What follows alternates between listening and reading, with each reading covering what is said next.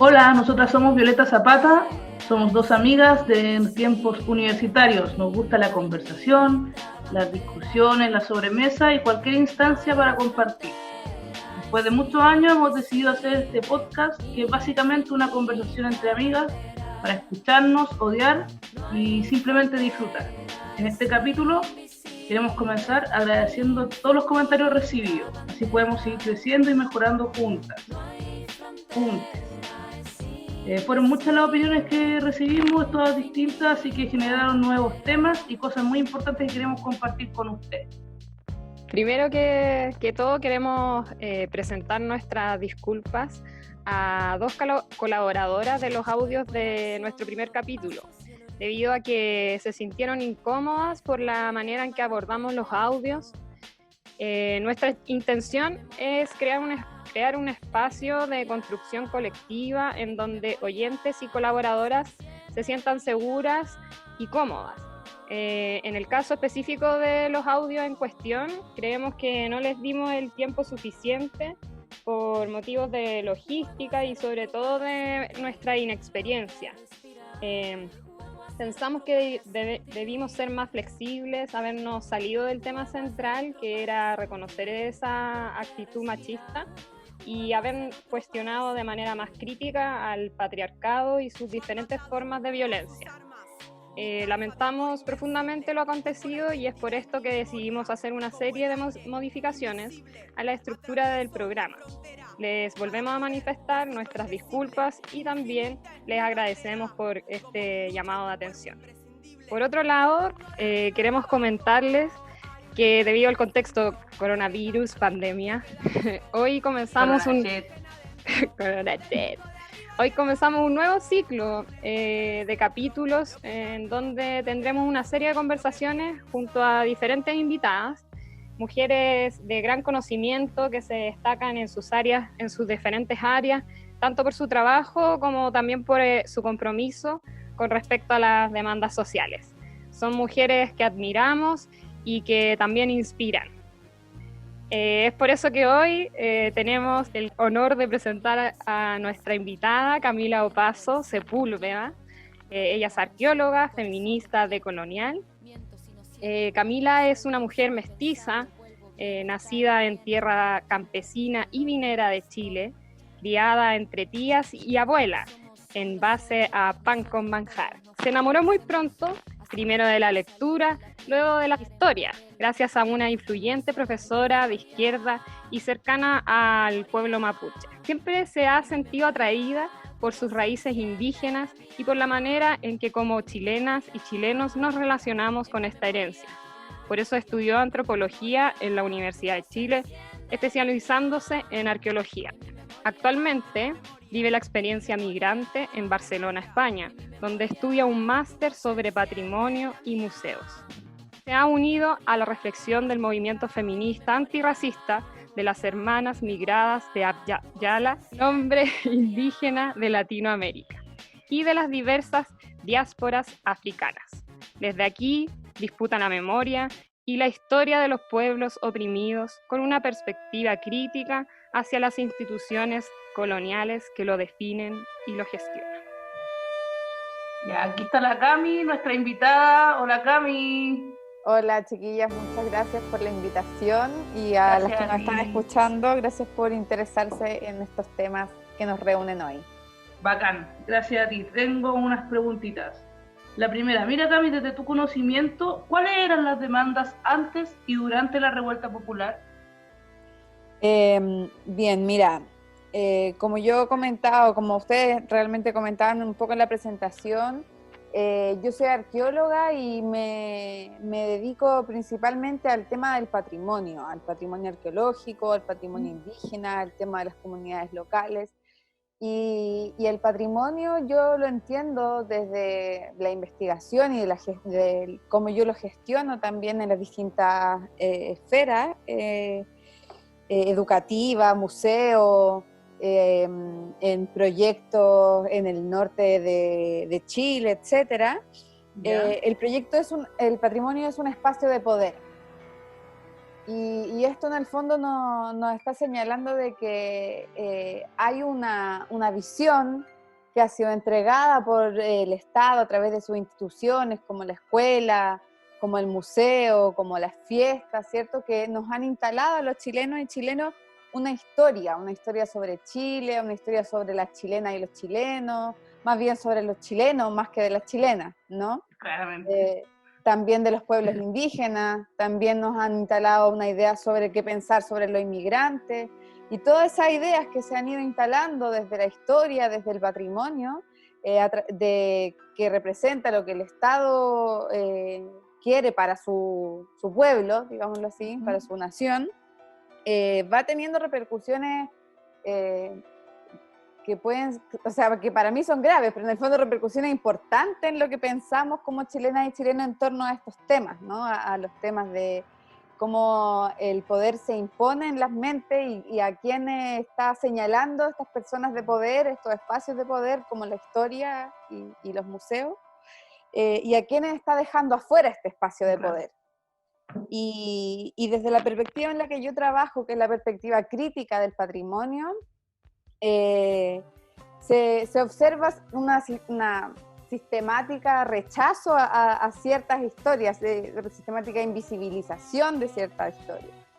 De muchas historias. De muchas historias, claro, de muchas historias. Y evidentemente lo que yo les cuento ahora no se me ocurrió a mí, ni alguna propuesta como muy novedosa, ¿no? Si yo les digo eso, yo creo que todos no hay que haber pasado por la universidad para saber de lo que estoy hablando, ¿no? O sea, a nadie le parece extraño, porque todos sabemos que nos han dejado afuera de un montón de cosas, de un montón de espacios, por ser negros, por ser gordos, por ser chinos, por ser flacos, por ser mujer, por ser lesbiana, por ser indígena, por ser mapuche, por ser feo, por ser cojo.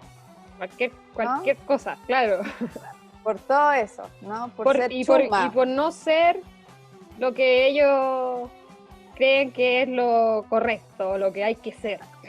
Y por no ser, así. Claro, eso que hay que ser sobre cómo somos los chilenos y cuál es nuestra historia y lo que nos representa, es lo que en el patrimonio se llama el discurso patrimonial autorizado.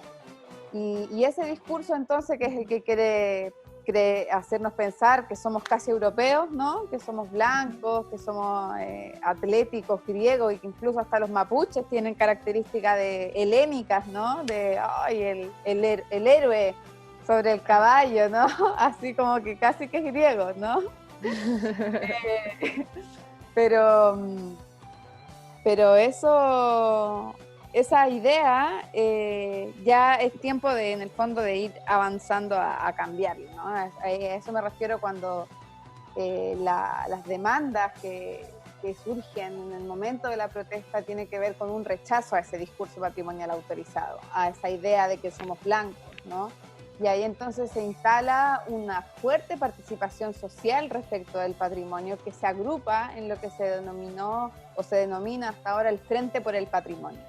Y este Frente por el Patrimonio reúne a distintas asociaciones de expertos, de conocedores, de profesores, de guías turísticos, que están asociados, por ejemplo, en la Sociedad de Escritores, en la Red de Sitios de Memoria, la Asociación Chilena de Barrios y Zonas Patrimoniales, el Colegio de Actores, el Colegio de Arqueólogos, los trabajadores de los museos y el patrimonio, por mencionar algunos de los actores que han sido los más relevantes en la discusión sobre el patrimonio dentro de lo que era una discusión que se venía dando antes de la protesta, ¿no? Sobre la mayor participación, sobre la inclusión de historias otras, sobre la inclusión del grupo invisibilizado, pero que sin lugar a dudas la protesta social lo pone sobre la mesa de manera tangencial, ¿no? Y algunas de estas disputas que entonces hacen evidente que cuando el Frente del Patrimonio denunciaba la discusión sobre la ley de patrimonio, que era la discusión que se estaba dando antes de la revuelta, hace evidente esta tensión el hecho, por ejemplo, de que se estén votando los monumentos, ¿no? Durante la revuelta qué manera más gráfica de decir que ese discurso patrimonial autorizado es insostenible, tan insostenible que lo tiramos, y no solo lo derribo, sino te lo tiro al río y te lo pisoteo y hago una fiesta sobre eso, ¿no? Eso nos llama entonces a decir cómo esta demanda por participación social, esta demanda por visibilizar grupos invisibilizados durante toda la historia de la nación, esta demanda por reconocernos distintos de lo que el Estado ha querido imponernos como una visión identitaria, se hace totalmente insostenible en el tiempo de la revuelta y nos propone un escenario que nos urge al cambio, que nos empuja al precipicio de cambiar, y ahí yo creo que estamos disputando todos los espacios posibles en este escenario que realmente nos llama a actuar en todos los espacios que tengamos. Claro, como intelectuales, como mujeres, como profesoras, como todos los que estamos. Es heavy que vinculados a eso este que tema. lo que tú decís, como que en el fondo se abre esta posibilidad, o sea, empieza la revuelta y es como, ahora sí queremos como ser parte de cómo vamos a formar esto. Pero el portazo en la cara es brutal, ¿cachai? Como que finalmente lo que nos pasó a nosotros en Chile, que fue antes de lo que pasó en Estados Unidos, en las distintas partes que después también se ha manifestado más con el tema del coronavirus, ¿cachai? Pero que es heavy como pensarlo así como tú decís, porque finalmente quizá teníamos ahí una opción de hacer este cambio de una manera más, no sé, armónica de cierta forma, porque se estaba dando esa posibilidad, ¿cachai? Y al final lo único que obtuvimos fue más represión, más la lógica del enemigo, ¿cachai? Y después, pucha, llegó el coronavirus y todo se frenó. Yo creo como que un poco sí, y igual, no sé, yo soy siempre más pesimista que optimista, la verdad. Pero yo no. No, sí, lo sé.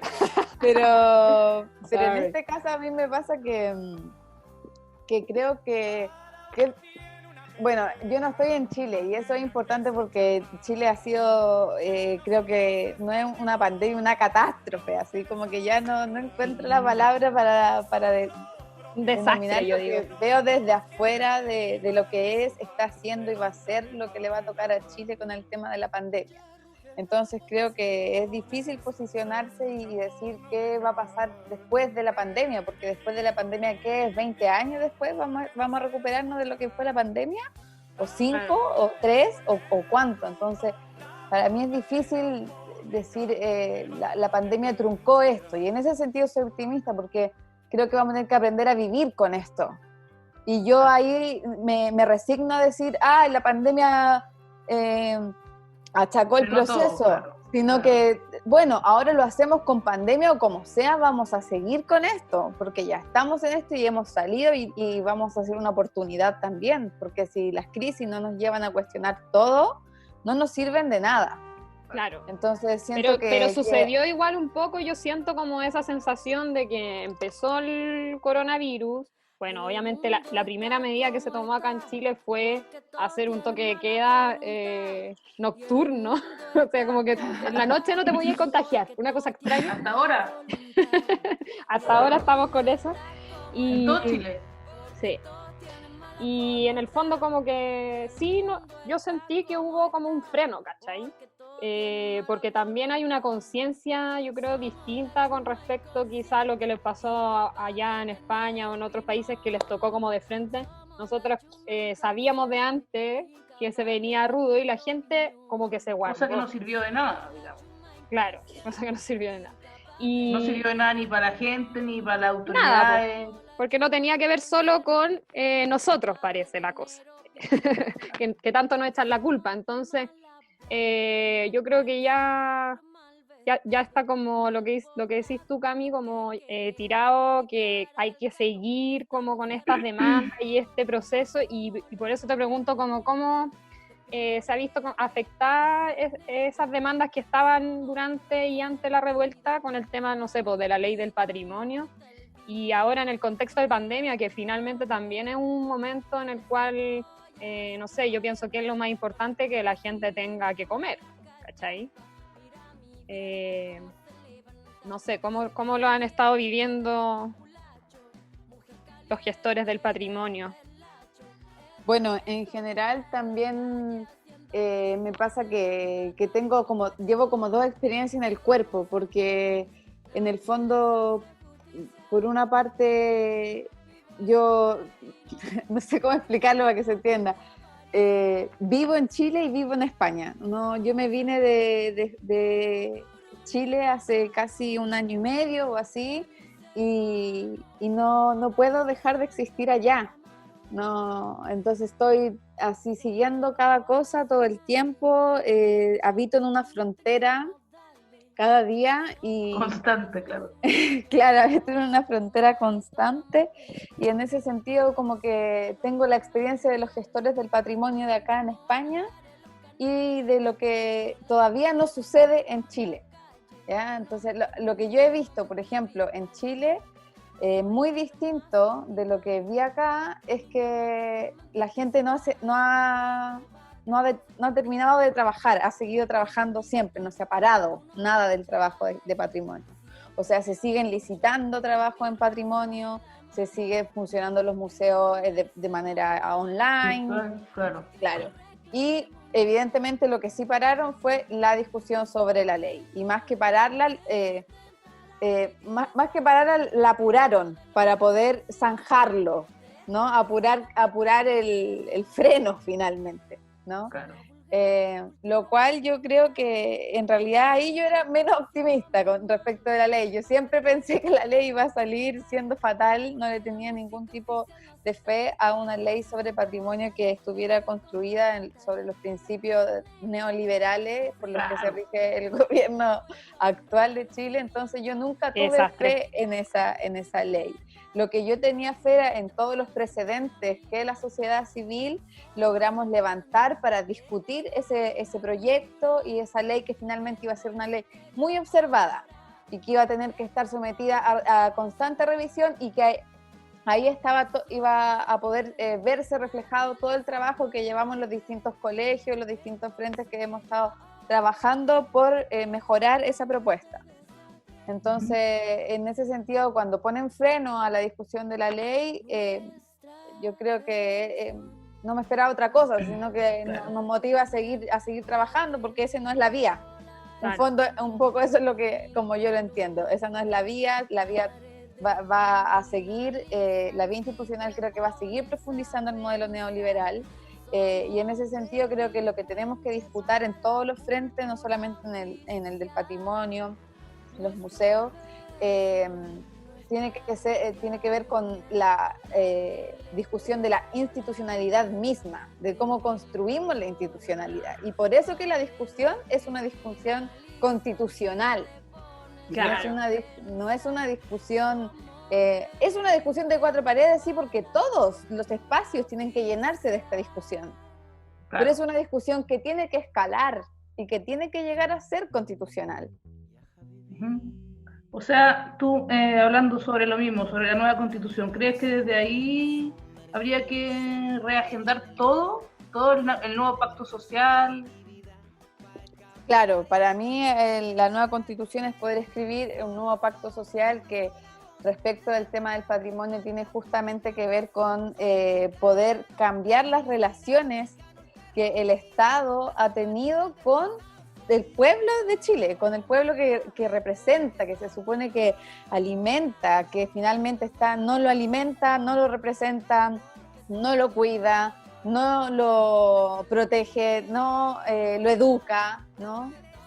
Nada de lo que tenemos, ¿no? Y también estoy hablando no solamente del pueblo, sino la tierra en la que nosotros vivimos, de la cual nosotros venimos y la cual nosotros necesitamos para seguir viviendo. Y con la tierra no me refiero a la tierra, ¿no? Me refiero a la Ñuquemapu, a los cerros, a los glaciares, a los ríos, a los bosques, al mar. A eso me estoy refiriendo. Entonces, ese es un pacto que ni siquiera es solo social, es un pacto que tiene que disputar la manera en que entendemos todo, cómo nos relacionamos entre nosotros, cómo nos relacionamos con el medio ambiente, cómo nos relacionamos entre la gente distinta. Y frente a eso, ¿estás optimista? ¿Crees que se puede llegar? Yo frente a eso estoy... pensando también, perdona, como lo que dice la Mane, como en el proceso de cómo se desarrolló también el acuerdo de paz y esta nueva como proceso constituyente que se va a generar, que fue aplazado más encima, que quizás podríamos haber ido a votar en esos días, como relacionando un poco con lo que tú decías ya anteriormente, así como ya, si hubiera salido la ley del patrimonio con estos gobernantes, yo pienso, ¿y qué va a salir de una constitución nueva con estos mismos gobernantes? Con estos mismos gobernantes, claro. Claro, sí. Sí, es verdad. Yo en realidad, mira, de la Constitución nunca fui muy, muy optimista ni muy o sea, para mí siempre era un problema de Constitución, siempre ha sido y mientras no cambiemos esa Constitución siempre va a seguir siendo un problema constitucional. O sea, claro. Había que llegar. Y sí. Por ese lado, sí, está bien, es un logro, pero condeno el pacto. El pacto, como sea que se haya llamado, que tiene como resultado... La cocina, una invasión del espacio público que había sido reapropiado por la protesta social, como es la Plaza de la Dignidad, blanqueando literalmente el movimiento. Claro. Invisibilizándolo, borrándolo, de una forma burda, ridícula, infantil, así como... Literal blanquear, y eso tiene mucho que ver con los colores, y cómo entonces este Estado ha propuesto ordenarnos socialmente, que ha sido por los colores, ¿no? Es muy triste pensar que cuando uno se mira la cara, cuando uno llega a un lugar, solo por ver los rasgos, los colores que uno tiene en su cuerpo, se da cuenta más o menos cómo le ha ido esa chilena, ese chileno en la vida. Y eso para mí es muy doloroso. Y eso tiene que cambiar en este nuevo pacto social. Claro, y ahí también tener relación con lo que decía ya antes con respecto como a que en el fondo el poder, ¿cachai? Que lo han tenido siempre esta élite, estas 7 familias, esto, qué sé yo. En cierto sentido se estaba exigiendo que ese poder se distribuyera entre todos, las distintas demandas, y por eso surgió el hecho de como llegar a la conclusión, chuta, sabéis que parece que ya no podemos seguir haciendo tanta reforma, porque hay que cambiar esta cuestión entera. Pero obviamente tenéis la gente que no lo quiere hacer, ¿cachai? Como onda ciertas señoras con cara así como las fotos, ¿no lo recuerdan? Bueno, ni la nombré. No, claro, porque sugiere y bueno, señala más bien que justamente lo que más les duele, sus privilegios los van a tener que repartir, y eso aunque sea la cita más horrible que me pueden escuchar en la vida, hay que citar a Cecilia Echenique, ¿no? Cuando dijo, los privilegios los vamos a tener que repartir, compartir. Cecilia Morel, chuta, estoy súper perdida. Claro. Y eso dijo. Pero ella era la más me acuerdo de esa pareja. Yo creo que eso fue el 19 de octubre o así, ¿no? Fue uno de los primeros. Estaba como arriba de la pelota igual. Que estaba cagada de susto y diciendo, vamos a tener que compartir los privilegios. Y, puta, era real, amiga, que... Pero ya es insostenible Llegó el momento. Ya es insostenible tu saqueo, ¿no? Ya no estamos dispuestos. Estamos dispuestos porque ya fueron, yo no voy a referirme ni al 30 años ni al Chile despertó, porque también tienen todas sus críticas a esos conceptos. Son 528 años de reivindicación que ya no pasan en vano, que en ese sentido me hacen ser súper optimistas, porque creo que somos muchas las personas que estamos avanzando hacia esa reivindicación, que tiene que ver con una crisis del modelo que nos impusieron hace 528 años, que es el modelo colonial. Claro, y eso también como que quería preguntarte con respecto a lo que ha sucedido ahora últimamente, sobre todo el tema, bueno, a nosotros constantemente nos duele lo que pasa en la Araucanía, pero también con el tema de Estados Unidos, del racismo que se ha empezado como a poner más en la mesa, y que siento que como me encanta también como desde donde tú vas, ¿cachai? En el fondo hay que irse tan atrás para entender el problema que tenemos hoy en día, ¿cachai? Y sí, pues, hay que irse muy atrás, y por eso a veces, no sé, pues yo comentaba la otra vez, como quizás con nuestros viejos es más difícil llegar a ese tipo de conversaciones, porque, no sé, hoy en día tenemos el internet, pues adquirís mucho más conocimiento y sabéis mucho más de lo que está sucediendo, entonces quizás para ellos es más difícil como entender que este problema viene de mucho más atrás y viene desde esta colonización, po. Si nos podéis contar un poco más como de eso. Yo creo que lo que tú dices es súper importante por lo que tú estás mencionando, pero también porque yo creo que es a propósito el hecho de no ejercitar la memoria, no hacer ejercicio de memoria. Yo creo que eso es una decisión deliberada de las personas que están en el poder, que nos quitan la memoria y nos obligan a una memoria.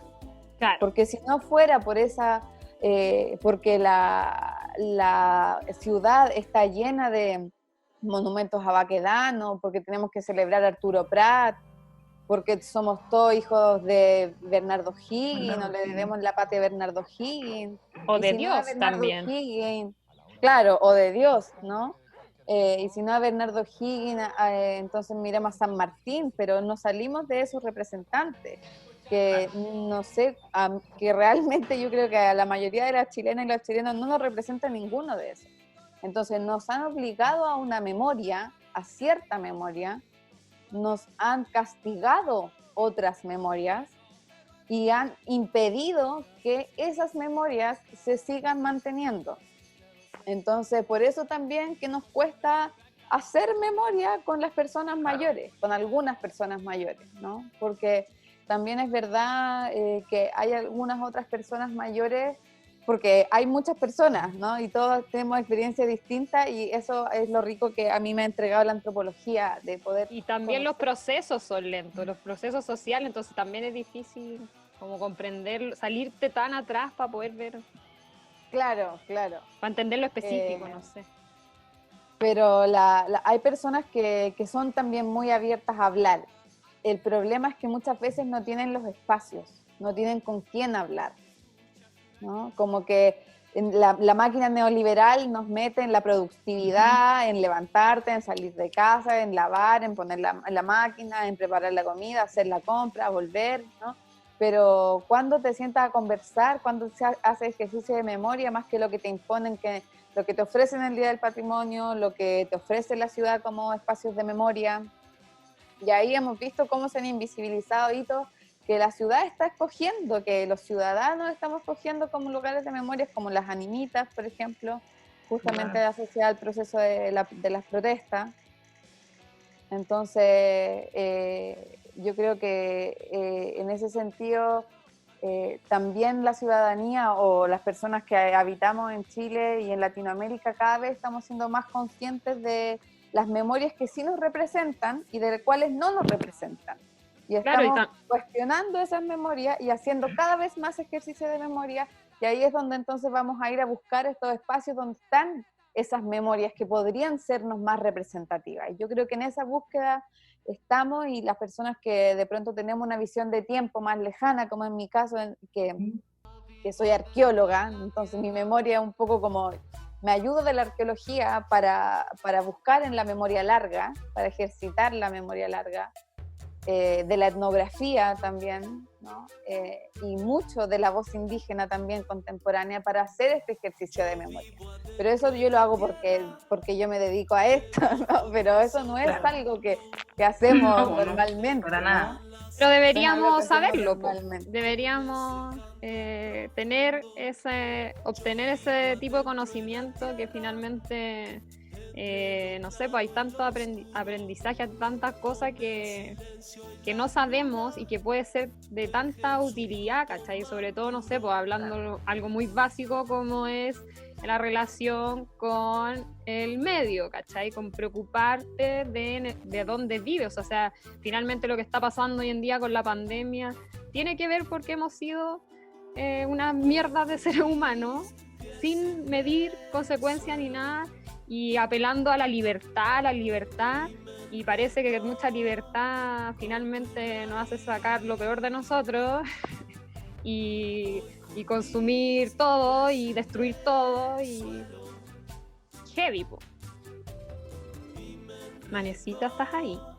Sí, estoy aquí, estaba pensando en eso de que lo peor de nosotros, igual lo encuentro medio negativo, porque la libertad pero si también soy hace salir optimista, cosas buenas. tengo que ser un poco pesimista a veces. Es verdad. Creo que la libertad hace salir, como que hace que las cosas tengan como catarsis más rápido, ¿cachai? Porque eres libre, pues, entonces todo, pum, con Claro. intensidad, ¿cachai? Pero yo pensaba como en el libre mercado. O la En esa libertad. Es que la libertad, ¿cachai? ¿Qué es la libertad? Ahí nos fuimos a otro lado, pero...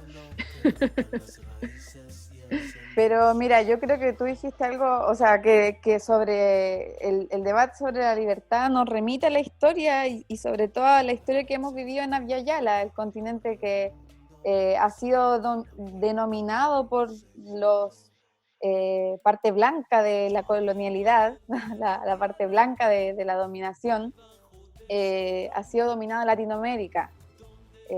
Entonces la historia de Abya Yala también nos indica, por ejemplo, la experiencia de Estados Unidos, ¿no? Que o sea, la Estatua de la Libertad es su símbolo, ¿no? Hablando también del patrimonio y los lugares Claro. que hablan de la memoria.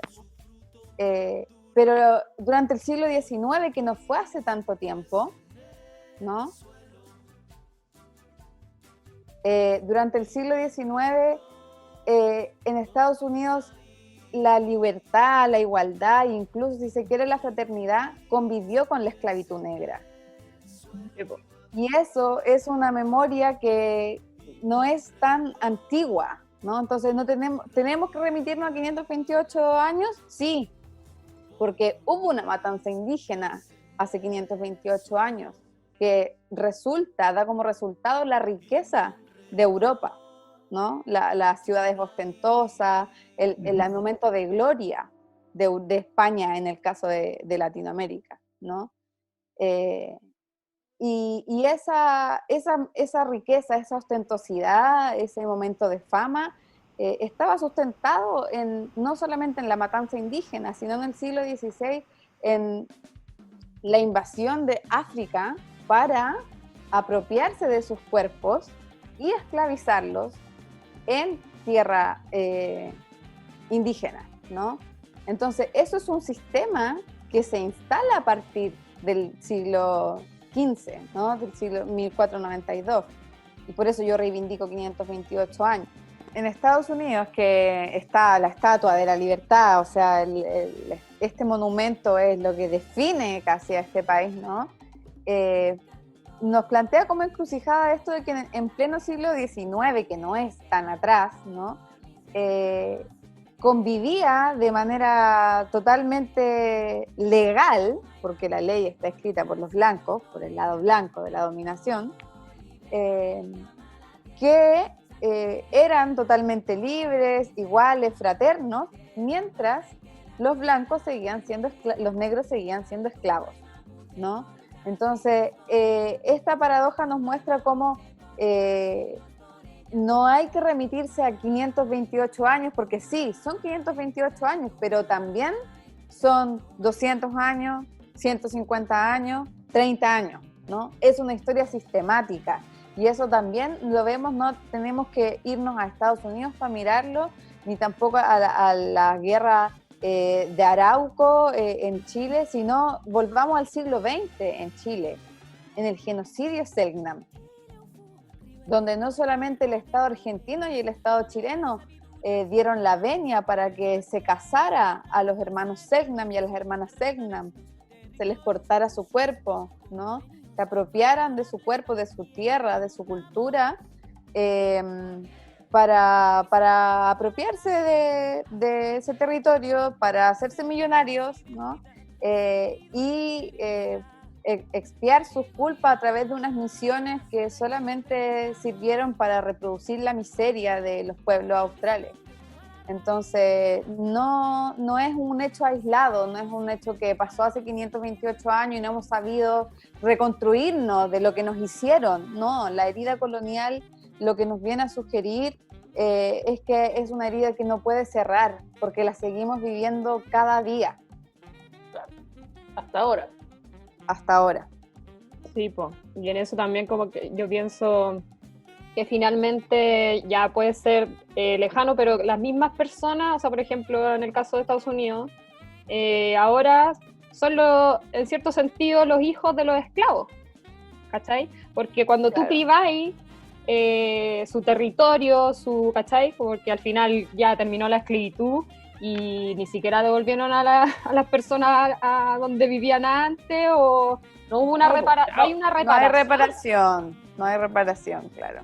Y acá menos, o sea, nosotros no tenemos, lo que más nos afecta a nosotras directamente, y que no tuvimos una infancia como en dictadura, quizás cuando éramos guaguas no nos acordamos, pero tampoco existe una reparación de eso. Entonces, en ese sentido, igual me gustaría que nos contáis un poco más sobre esta ley del patrimonio y como el trabajo, no sé, por lo que se busca finalmente para generar esta memoria que es tan importante.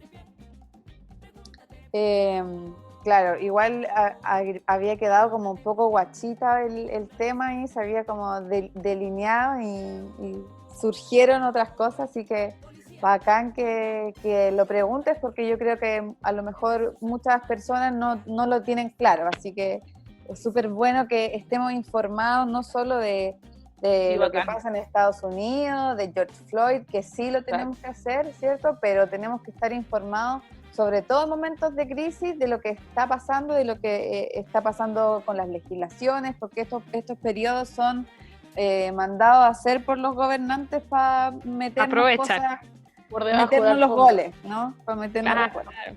Entonces, necesitamos saber lo que está pasando con la ley de patrimonio. La ley de patrimonio es un proceso que se desprende de la creación del Ministerio de Cultura, ¿no? A nosotros como chilenas y chilenos no existía un Ministerio de Cultura sino hasta el año 2018, y de ahí entonces surge la necesidad de también repensar la ley, que es una ley de 1970, la que tenemos actualmente, que es la Ley de Monumentos Nacionales, y que es la que se pretende cambiar por la nueva ley de patrimonio y cultura, de cultura y patrimonio, creo que es. Entonces, esta ley, como siempre ha sido en la historia jerárquica, en la historia autoritaria, en la historia militar, en la historia de hombres que se ha construido en el territorio que hoy día conocemos como Chile, se cocinó una ley entre estas mismas personas que ya podríamos casi decir con nombre y apellido, ¿cierto? Que todos sabemos a qué nos estamos refiriendo. Y que no somos ninguna de nosotras y nosotros. Y nosotres. Y finalmente estaba nuevamente invisibilizando, no solamente invisibilizando a las vecinas, a los vecinos, a mujeres indígenas, a los hombres indígenas, a los involucrados, a las comunidades que buscaba representar a través de ese patrimonio, sino que además le estaba dando la venia evidentemente al mercado, ¿no? Como siempre, por eso yo digo qué raro. Que yo no me sorprende que hubiera salido una ley que solo va a profundizar el modelo, ¿no? Que ya eso ya estaba, entonces, y esa es la ley que se está tratando de apurar. Entonces, lo último que ha pasado, bueno, también que ese proceso hay una cosa que la señala como un proceso ilegítimo, porque ha truncado los procesos participativos para construirse como proyecto de ley, pero tampoco ha llamado a consulta a los pueblos indígenas. Y eso ya es una falta grave del convenio 169 de la OIT que se ratificó en Chile en el año 2008. Entonces, ellos están faltando una ley, a un cuerpo legal que tiene carácter de ley. Claro. normativo que Para viene hacer otra ley. internacional. Claro. Entonces es una ley que tiene una base ilegítima y que yo creo que en ese sentido se puede avanzar de la mano justamente de las personas activistas, gente que está organizada en este Frente por el Patrimonio o no, en avanzar hacia renunciar o denunciar más bien la ilegitimidad de esa ley en el caso de que salga, ¿no? Como que yo creo que hay vías para delegitimar, porque creo que esa ley no es la vía para conseguir las discusiones que veníamos dando y en ese sentido, ¿tú pensáis que quizá este proceso constituyente, este nuevo pacto que tú social querís más optimista, como decías, ¿se podrá generar eso? No sé, yo pienso como en la palabra que nos encanta, plurinacionalismo.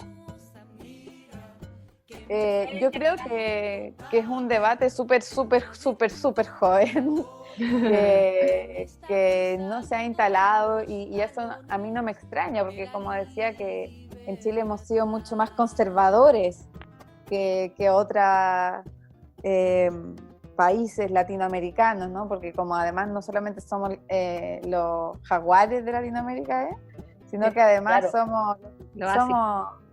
somos el oasis, ¿no? Y además los fríos, esos son como los caribeños, los que bailan, los que se tocan. Nosotros somos como más europeos, ¿cachai? Porque obvio, hasta hablamos mejor y somos, por favor, que ¿quién entiende el chileno? Por favor, que alguien me diga, ¿quién que no sea chileno entiende el chileno, ¿cachai? Y eso que nosotras intentamos hablar bien en este programa. Pero se impone esa visión, ¿no? De que somos así como casi europeos. Entonces... Estamos al lado. Y eso que decís tú tiene que ver desde como la educación, ¿cachai? Como, no sé, heavy. Imagino en tiempos anteriores como ya, tú no podís ser como relacionado como por un indio. El indio es borracho, es no sé, mentiroso, todos los adjetivos. Violento. Claro. Y es hombre, Es hombre. Oye, ¿podéis contarnos entonces qué significa el plurinacionalismo y soñar un poco con un país más representativo? Bueno, el plurinacionalismo tiene que ver con una experiencia que se ha desarrollado en países latinoamericanos. Tenemos la experiencia de Ecuador, tenemos la experiencia de Bolivia, que han ido sentando precedente en un nuevo escenario político que se desarrolla específicamente con el poder indígena, ¿no? Que en el fondo viene como un poco a revertir esta situación, a descolonizar el continente de Abya Yala, ¿no? Porque evidentemente no podemos hablar de descolonización en Chile, lo podremos soñar. Todo lo que queremos lo podemos hacer en nuestra práctica cotidiana, desde todos los frentes que nosotros tengamos para hacerlo. Eso lo podemos y lo estamos haciendo, y yo confío en la gente que está militando en la escala que sea por el anticolonialismo y por el antipatriarcado también colonial, ¿no? Tengo fe en nosotras y en nosotros y en nosotros, pero creo que estamos súper lejos de eso, ¿no? Solamente estamos construyendo así en el cotidiano, en la praxis cotidiana, en el discurso cotidiano. Y mirar a Ecuador y a Bolivia también supone, como experiencias de plurinacionalidad, también supone contradicciones, ¿no? Porque hay cosas que han supuesto ejemplos a mirar de cómo, por ejemplo, se ha entregado la gestión de territorios, de territorias a pueblos indígenas en México también, en Ecuador, ¿cierto? Como a un presidente que con todo lo que podemos criticar o todo lo que se pueda tener malo de Evo, llegó también a la presidencia, a ocupar ese lugar. O sea, hay experiencias que pueden, en Bolivia, que pueden haber sido más o menos exitosas, pero hoy en el escenario actual nadie quiere esos escenarios, ¿no? Entonces, es difícil hacer esos análisis de cuál modelo es el verdaderamente bueno a seguir en este escenario, porque creo que todos los modelos están en crisis. Claro. y plantear el debate de la plurinacionalidad en Chile. Yo creo que estamos lejos de llegar todavía a eso. Creo que es un debate que tenemos que comenzar a visibilizar, comenzar a conocer, a conversar, a revisar. Y ahí está el aporte que todas las que nos sentimos interpelados por estas dificultades, por estas deficiencias, por estas injusticias, por estas faltas de dignidades, estamos interpeladas a hacerlo en todos esos frentes cotidianos.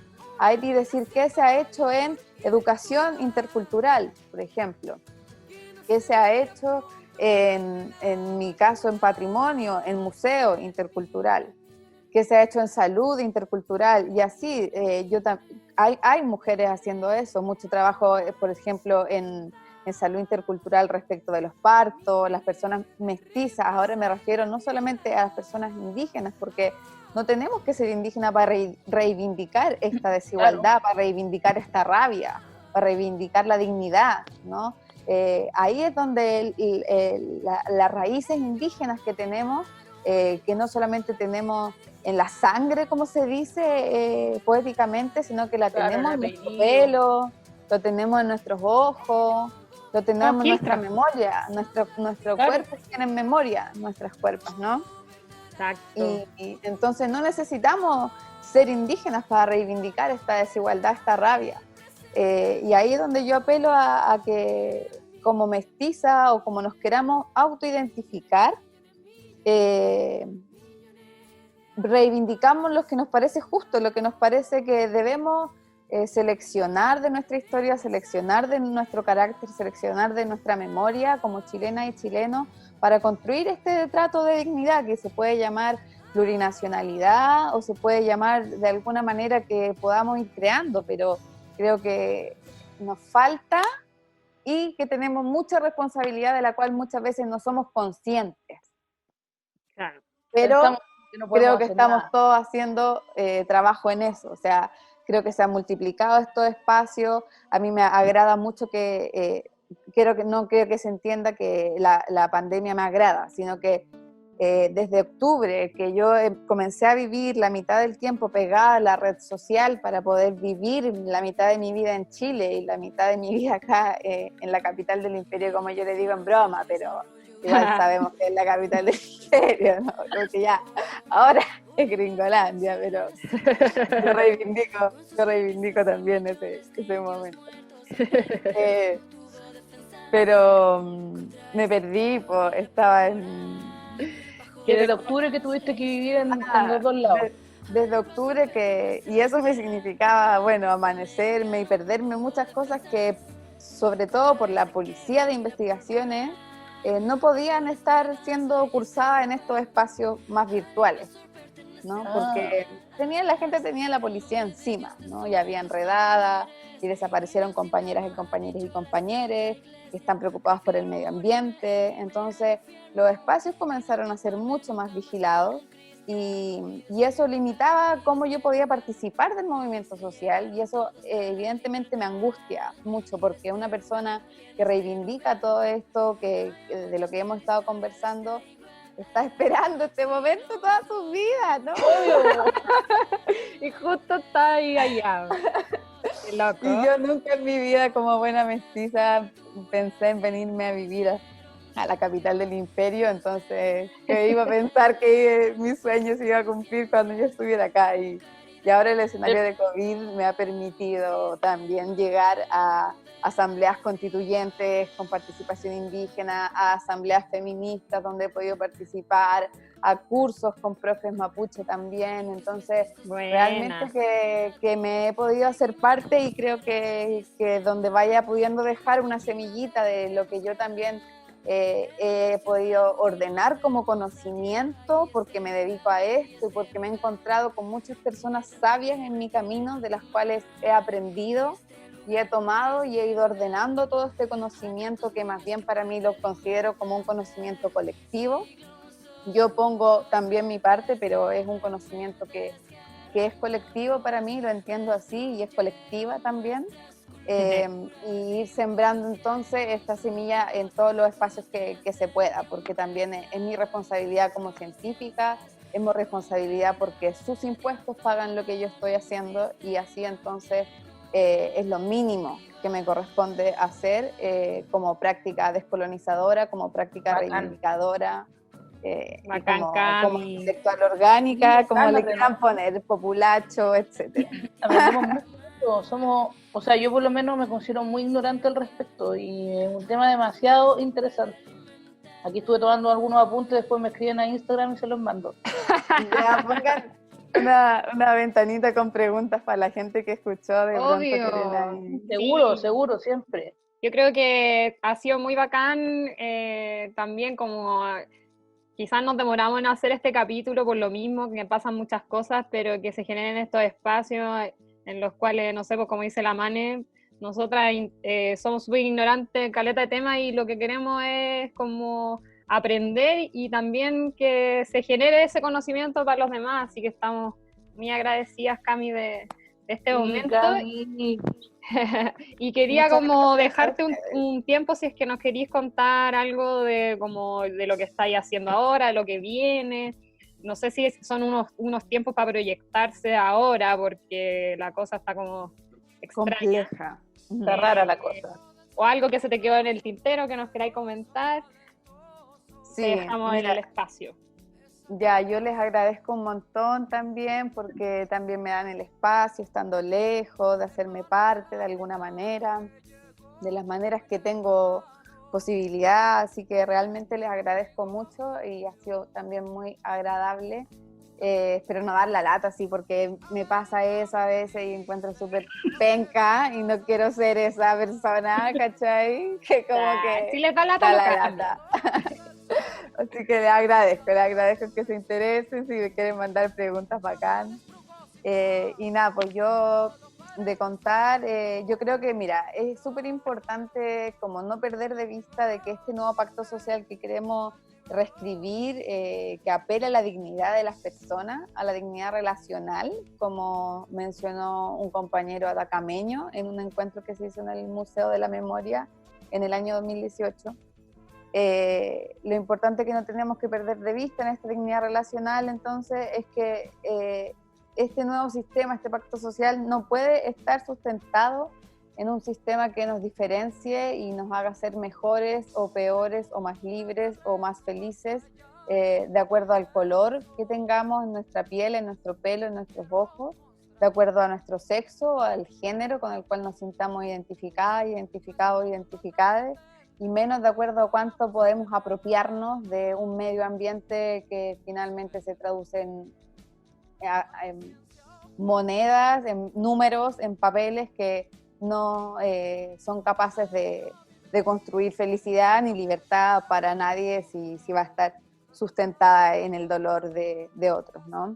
Yo creo que eso es lo que no tenemos que perder de vista, eso es lo que tenemos que llevar a visibilizar y cuestionar toda la institucionalidad que nos ha impuesto una lógica relacional distinta, ¿no? Que nos ha marginalizado, y eso llevarlo a todo el plano necesario de discusión, y cuando digo no solamente las instituciones y la historia, la memoria, también me refiero a temas que no podemos seguir como invisibilizando, que tienen que ver con la mujer, con las mujeres, ¿no? Con no solamente recordar a la gente indígena o a la gente inmigrante cuando es europea, a los inmigrantes cuando vienen de Haití, también poder pensar en esta lógica relacional. Claro. Y hay una cosa que dijo Pedro Cayuqueo hace poco en una noticia, en una respuesta notable que le manda a uno de los reproductores más potentes del discurso hegemónico, colonialista, blanco, dominador, capitalista, supremacista, blanco, andrógeno,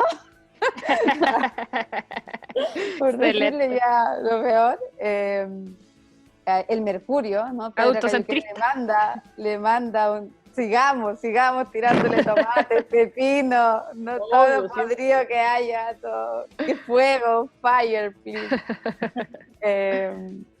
Pedro Cayuqueo le contesta al Mercurio y le dice, hay algo que creo que todos sabemos, que es que para construir un mejor futuro hay que mirar al pasado, ¿no? ¿Para qué estudiamos historia? Es algo que nos dicen siempre, ¿no? Para aprender del pasado y construir un mejor futuro. Dígame, ¿qué persona no sabe eso? Y hoy día que todas estamos reivindicando la memoria, o sea, digo todas porque lo están haciendo en el espacio público, lo están haciendo las chiquillas y los chiquillos que pegan papeles en la ciudad, esa reivindicación que se ve de memorias silenciadas que tiene que ver con inmigrantes, con mujeres, con ciegos, con gay, con queer, con todas las diversidades, disidencia del europeo blanco dominador, ¿no? Que no sacamos nada con cuestionar esas estructuras que son que son blancas, que son ricas, ¿no? Si también seguimos olvidándonos de hablar por las mujeres, por las disidencias sexuales, por esta... ¿no?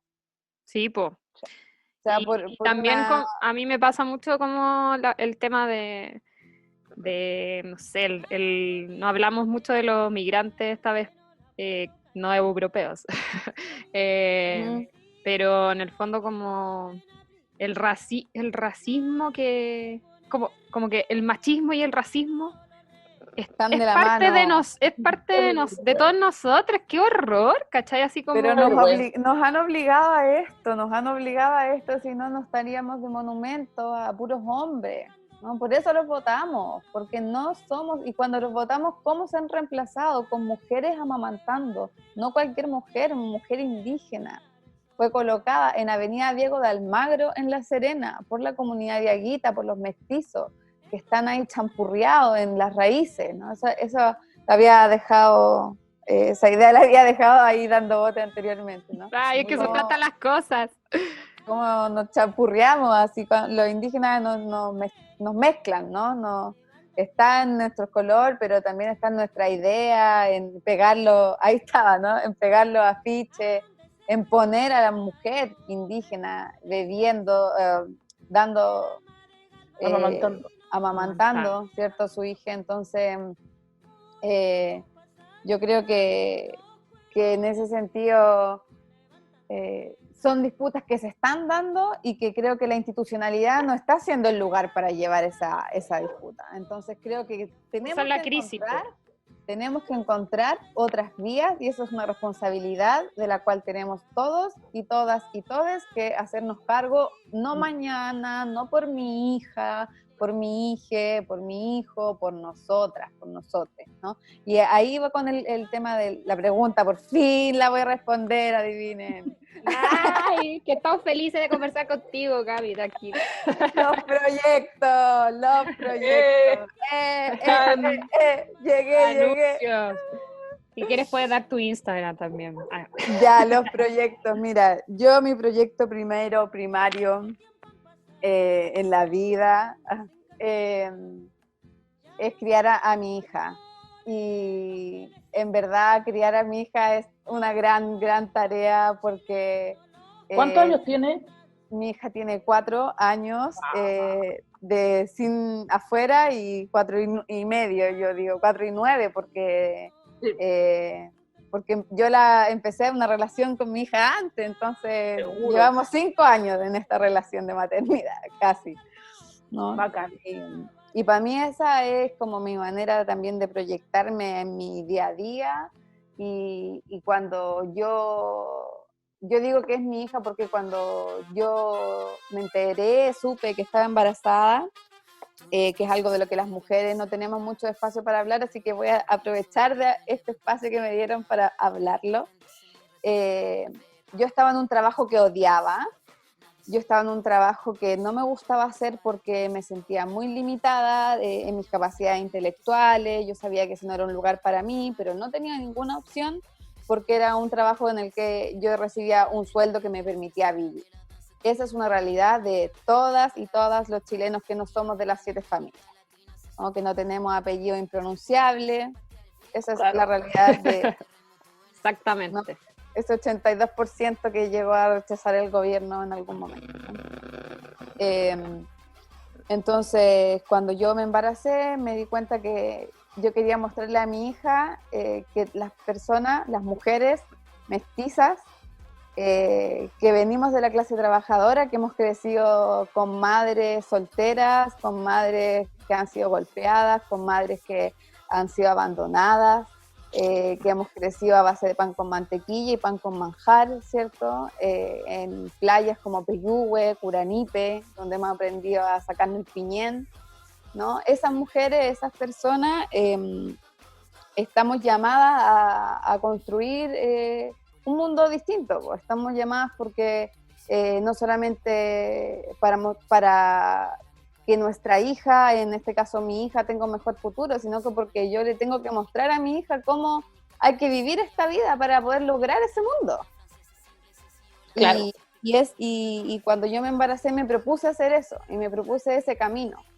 Y creo que al proponérmelo, me emociono de contárselo, al proponérmelo, se me han abierto las puertas que se han tenido que abrir. Y he generado espacios lindos, y yo creo que yo no quiero como hacerme como la persona admirable ni nada por el estilo, es que lo eres, te admiramos. No quiero que se me señale como eso, sino que creo que cuando hay personas, por ejemplo, personas indígenas que se acercan a agradecerme el trabajo que he hecho, personas no indígenas también que lo hacen, y sobre todo también tengo que decirlo cuando hay hombres con poder, que les enoja lo que yo estoy haciendo, entonces yo me doy cuenta que estoy haciendo algo bien. Hay por pagar. Y eso entonces me da fuerza para reinventarme, porque así vivimos las mujeres, así vivimos soportando y resistiendo el patriarcado, que es lo que hacemos hace 528 o tal vez más años. Y ese tal vez lo estamos tratando de investigar también desde la arqueología, ¿no? Y como mujer, entonces, mostrarle a mi hija que uno puede hacer lo que uno quiera, y eso me ha abierto puertas, y creo que una decisión que se toma, y una decisión que muchas veces tenemos espacios para tomarlo, y de esos espacios tenemos que ser conscientes, de los pequeños espacios de poder. Y ahí voy a citar a alguien que es rudo, que siempre son riesgos, claro, porque siempre te va a poner en posiciones incómodas. Sí. Porque tú quieres remover esa estructura, porque tú quieres visibilizar lo que nos está haciendo daño, pero que sigue beneficiando a los mismos de siempre, ¿no? Y esos son los que controlan todo y no quieren que cambien, ¿no? Pero proyectarme, básicamente eso, ¿no? Proyectarme a seguir esa senda, a poner la semilla donde sea que haya que ponerla, como iba avanzando hacia el odismo, a la odiosidad que puede venir de los machitos. Voy a citar un hombre, para que odia a todos los hombres. No, muerte al macho no significa eso, supérenlo, cabros. Claro. Odiamos a los hombres. Tú la violadora a la licuadora, sí, pero si tu tula no es violadora, quédate tranquilo. Tú tranquilo con tu tula. Deconstrúyete, súmete al camino, no seas pajarón. Que te vaya a quedarte atrás y te van a huear todas las minas más jóvenes. Renuévate, amigo. Bueno, voy a citar un hombre, Eduardo Galeano, cuando dice... ¡Qué hombre! ¡Qué hombre! Cuando dice que cada persona haciendo una pequeña acción sí puede llegar a cambiar el mundo, ¿no? Lo cité fatal porque así no es la cita, pero se entendió lo que quería decir, ¿no? Sí. Que cada pequeña acción va a ser un gran cambio. Yo creo totalmente en él. También una antigua leyenda sobre colibríes, que son unos pajaritos que son muy representativos de distintos territorios de Abya Yala, que también dice eso. Está lleno acá. Y en donde estábamos ahí en Chile también, y en La Reina, y donde está la acá frente a mí hay un árbol que tiene muchos. Y el colibrí también era, dice, para apagar el incendio, no importa que yo sea el pajarito más pequeño y que vaya llevando 3 gotitas, pero yo voy a saber que mi parte la voy a haber hecho, ¿no? Entonces, eso es lo que yo me proyecto en el día a día. No voy a tomar ninguna otra... Gotitas, claro. ninguna otra atribución, porque en este escenario todo cambia, ¿no? A construir en el día a día, en mostrar con mis actos lo que yo quiero hacer, el cambio que quiero ver, y ahí casi que ya no tengo idea a quién estoy citando. No, porque al final yo creo que eso es un poco lo que nos entrega este confinamiento, como diría un amigo.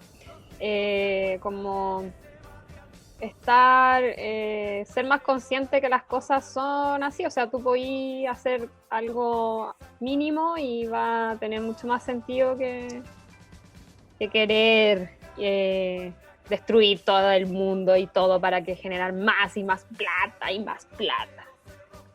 No, igual yo encuentro que eso la gente se ha dado cuenta en general. Sí, ahora último, bueno. Es como una reflexión que se está dando a nivel...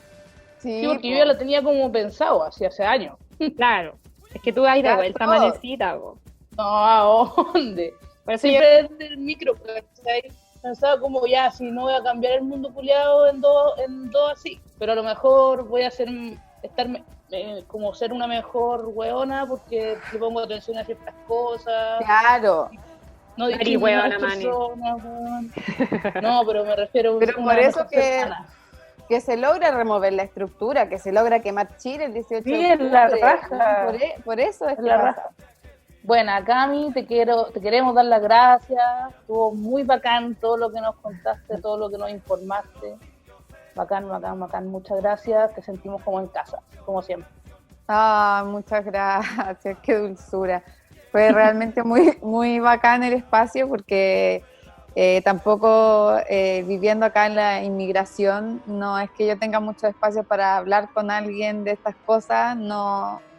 Una de las cosas más difíciles para mí ha sido vivir el estallido social, la desaparición de los hermanas y los hermanos que desaparecieron, la muerte de los mapuches asesinados en el Gualmapu, con este dolor que salgo a la calle y nadie lo entiende, ¿no? Y nadie lo vive y nadie lo ve, y vivir con eso ha sido duro también, así que realmente que yo le agradezco el espacio de confianza, de seguridad que creo que no tenemos muchas veces las mujeres para conversar, para ser escuchadas, para hablar de lo que nos interesa, de lo que nos apasiona, porque cuando lo hacemos muchas veces salimos perjudicadas, ¿no? Lo sabemos, así nos ha pasado a todas. Calladas o censuradas. Sí, así nos pasa a todas y a todos. E insultadas. Sí. Sí. Bacán, muchas gracias. Bueno, que nos escriban también a nuestro Instagram, Violeta Zapata Podcast. Cami, tu Instagram, por si alguien quiere alguna pregunta en un directo. ¿En serio? Sí, ¡ay, qué miedo! Que soy tímida. Correo electrónico. A la antigua, claro. Sí, soy como un poco reservada. Entonces no lo dices. Tenemos preguntas que las mandamos por internet. No pasa nada, sí. Mi Instagram es Camila_Opasos, con una S al final, es con Z y una S al final, que es de Sepúlveda, y lo digo porque yo soy más Sepúlveda que Opaso, entonces para que no se olvide de ponerle una S al final. Muy bien. Casanova, ¿algún comentario?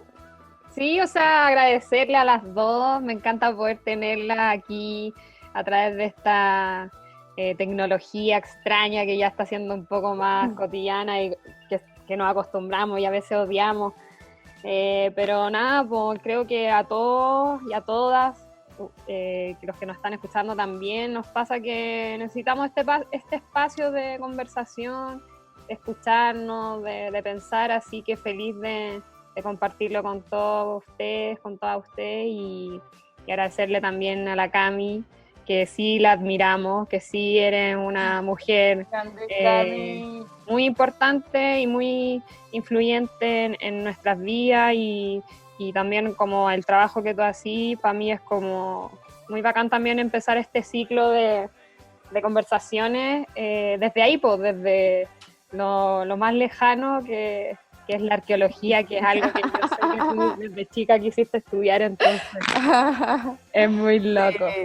Sí, así que nada, pues Manecita también, tú que estás allá en la playita, un cariño, que estamos muy lejos, pero nada, bacán. Cuidarse, chiquillas, tomar romerito en las mañanas para el sistema inmune, chiquillas y chiquillos y chiquilles, y ¿qué más? Tú tenés que pedir un tema. Ya, qué entretenido. Lo presentáis tengo y que con eso estamos. presentar. Dale, ya, y nos vamos con el tema, buena, sí. Buena, bueno, la canción que vamos a escuchar me la dijo una amiga que es antropóloga, que su Instagram es Liberacción. Ella hace un montón de cosas hermosas, es una mujer admirable, así que si andan buscando referentes sobre lo que hemos conversado y mucho más, también búsquenla a ella. Ella me recomendó el tema de Rebeca Lane, que es una compañera de Guatemala, que también es de una disidencia sexual, y que ella escribe muchas canciones hermosas en un disco que se llama, por ejemplo, Obsidiana, tiene otros discos también, pero este tema que voy a recomendar se llama Alma Mestiza, y viene a ayudarnos a sacudir esas memorias, a sacudir la cuerpa, a apropiarnos de nuestras cuerpas, reapropiarnos, ¿cierto? A encontrarnos, a sentir lo champurria, lo negro, lo afro, lo mestizo, lo viajante, lo migrante, lo que se mueve, lo que fluye, lo mujer, lo hombre, lo muse, y así entonces podríamos seguir buscándonos en ese fluir que es esa mujer mestiza que va a reivindicar, y que estamos haciéndolo, no solamente en el podcast de Violeta Zapata, sino que en todos los espacios que estamos construyendo. Muy bien. Ya voy con el tema entonces. Ya, pues muchas gracias, chiquillas. Chao. Besos para todas, chao. todes. Chao, chao.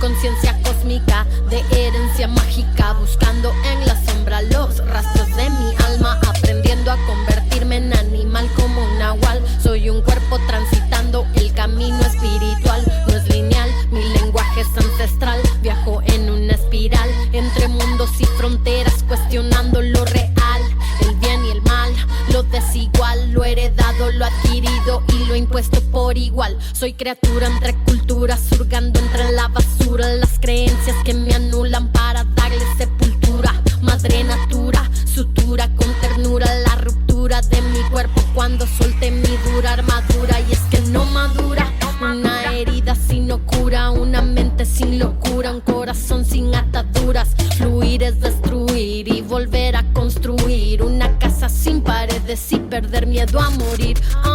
Mestiza soy, contradicción atroz, voy con 4 colores del maíz en mi color yo. Mestiza soy, contradicción atroz, voy con 4 colores del maíz en mi color yo. Mestiza soy, contradicción atroz, 4 colores del maíz en mi color. Mestiza soy, contradicción atroz, 4 colores del maíz en mi color. Mestiza soy,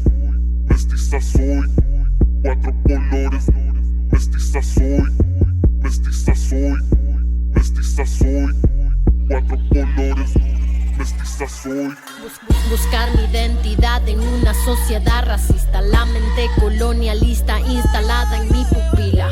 El reflejo en el espejo me devuelve lo que creo. Si no moldeo mi alma, yo lo harán los modelos eurocéntricos, falocéntricos, que convierten mi experiencia en un objeto exótico, pintando las culturas como algo folclórico, restándole lo subjetivo a los modelos teóricos. Quisieron que callara la herencia de mi sangre, quisieron que olvidara la violencia a mi madre, pero no pudieron quitarnos el fuego interno, el eterno conocimiento, las señales en los sueños. Por eso defendemos nuestra tierra y sus secretos, con los 2 puños en alto y en el alma amuletos, con la fuerza del volcán, el rugido del jaguar, la fuerza de guerrera y espíritu animal. Mestiza soy, contradicción atroz, voy con 4 colores del maíz en mi color yo.